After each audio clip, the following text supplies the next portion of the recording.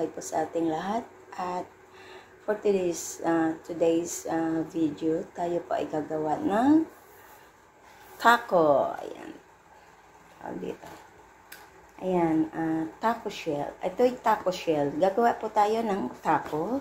So, ito po ang aking lalahok. Hindi po ako naghiwa ng onions kasi ayaw ng aking partner. So, better not to include onions. Pero kung meron kayong mga white onions, red onions, pwede po. Mas masarap. Pero hindi ako maglalagay. Instead of onions, ito na lang po ilalagay ko ang carrots. So, meron pa akong carrots, tomatoes, cucumber, lettuce, at meron pa akong century, taco, with tuna, ayan. At meron pa akong cheese, and mayonnaise, and cheese, and taco shell. So, samahan niyo po ako sa aking gagawa nito. Very easy lang po siya, very easy. So, ito po yung ating taco shell. Ayan. Ayan, start po tayo. Inilagay ko na dyan. Ayan. Lagay ko po itong lettuce. Lagay tayo na lettuce.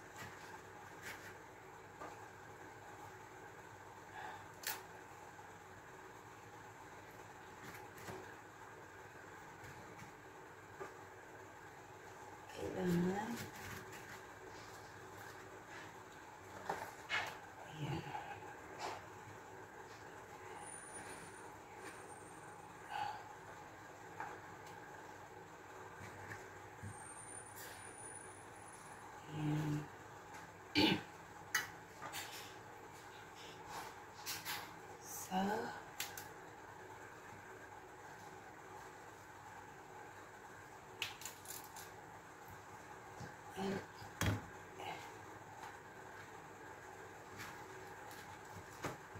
Lagay ko itong ating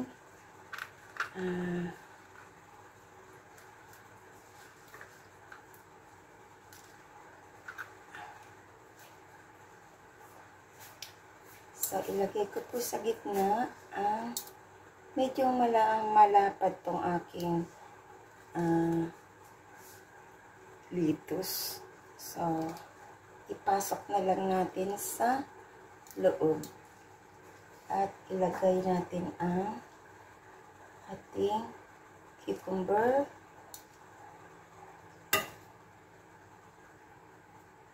Yan, lagay ko yung cucumber. At ang ating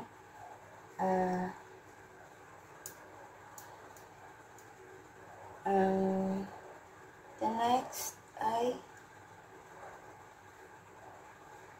yan.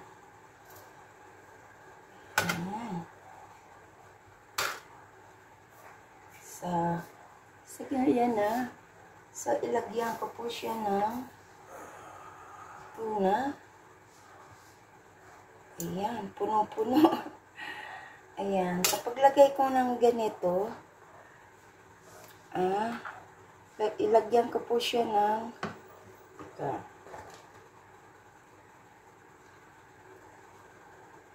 ayan, lagyan ko po siya ng nitong cheese natin.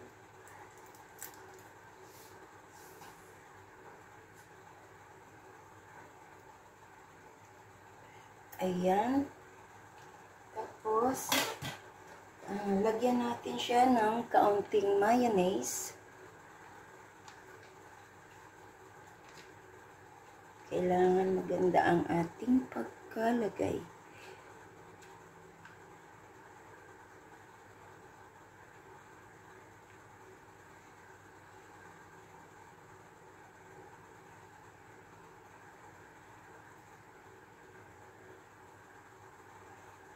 Ayan.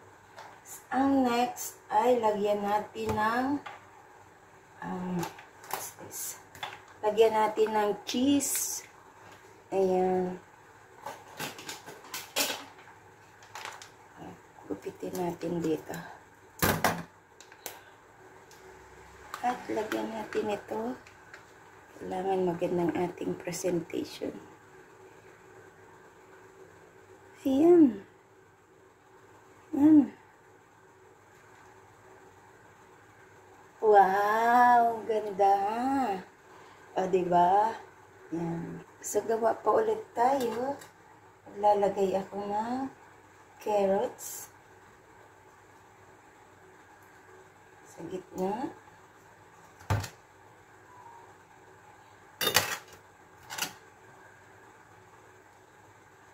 Kamatis.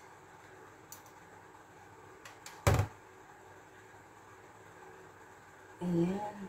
Tapos, maglalagay tayo ng tuna. Ayan. Ayan. Madali lang siya. At, lagyan natin siya ng cheese. Ayan. Lagyan natin siya ng cheese.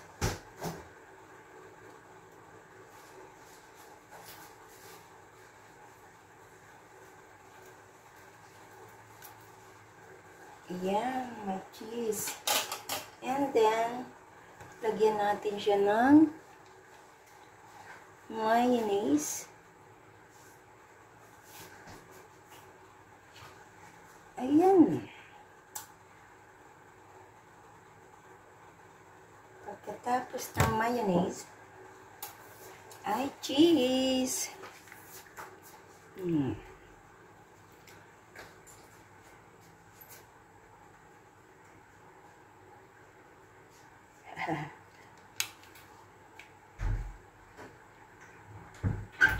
Ayan.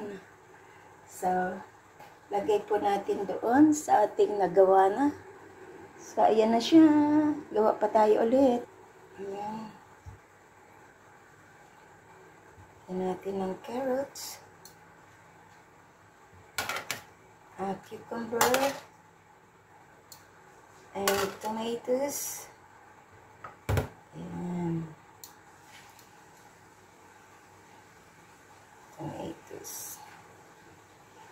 At ang tuna. Masarap to kasi tuna. O, diba? Ayan. At anuhan natin ang ating grated cheese. Ayan. At lagyan natin ng mayonnaise. Sarap to kasi ano.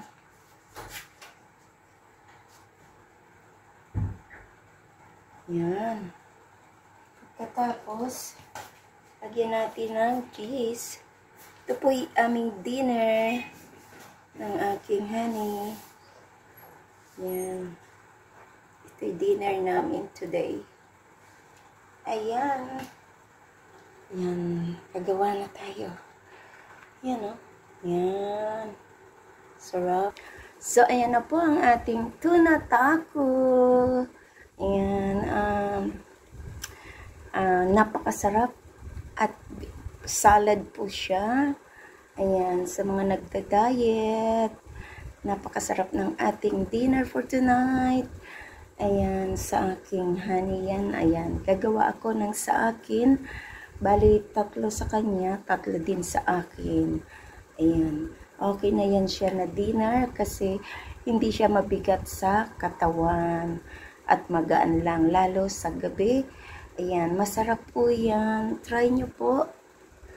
Ayan, ang ating taco tuna for today. Hindi lang po ako naglagay ng white onions kasi ayaw niya. Ayan. Ayaw niya. So, kung ako lang, okay lang. So, depende lang po sa atin kung ano ang ano ng ating katawan. Siya lang pong gagawin natin para makain natin ng maayos. Ayan. Thank you so much po. This is Lori's Kitchen. Salamat sa pagdalo nyo sa aking premiere at pag-watch ng aking video for tonight. At sa hindi pa po nakasubscribe ng aking channel, please do subscribe and hit the bell button para lagi kayong updated sa aking mga lulutuin sa aking kusina. Thank you and big love shoutout sa inyong lahat dyan. Bye-bye! Kain na po tayo ng ating tuna tacos. Ayan. Bye-bye! At magandang buhay po. Kain na po tayo. Bye!